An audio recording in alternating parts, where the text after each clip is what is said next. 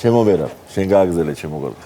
უპირველესად გიორგი ბატონო უნდა ვთქვა რომ ამ დიდ წუხილს ერთი დიდი რაღაც საოცარი გარემო ახლავს და ეს არის ის რომ მე თქვენ ბესო აქ ორი თაობა ვარ და ჩვენის თაობა ვართ მის პატრიარქობის დროს გავჩნდით ამ ქვეყანაზე ეს საოცარი რამეა და საერთოდ თაობა ყველა თაობისათვის ერთიანად სიხარულის მომტანი იყო მისი უწმინდესობა და მახსენდება ერთი მომენტი რომ დოკუმენტურ ფილმს იღებდნენ და მე უნდა ჩამოვერთვა ინტერვიუ მისი უწმინდესობისათვის და წავდექი ახლა და უნდა დავიწყო ინტერვიუ და ეს კრძალვა გადამივიდა ნერვიულობაში და პირველი სიტყვა ვერ ვთქვი და შემომხედა მისმა უწმინდესობამ და თქვენ ძალიან კარგ და საჭირო საქმეს აკეთებთ.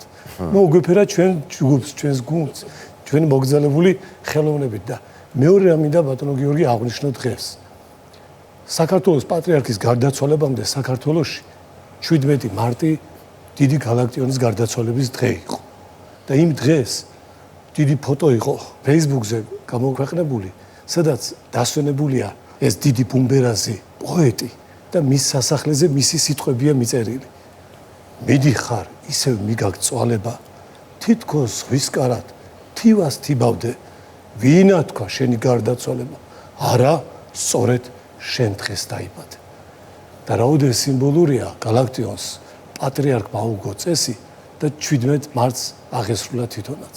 მართლაც ესეა. მართალი ხარ თეომერა, მრავალი წლის შემდგომ უწმინდესმა ის ყველაფერი თავის თავზე აიღო და ჩვენს უსაყვარლეს პოეტს ყველაზე დიდ გალაქტიონს აუგო წესი.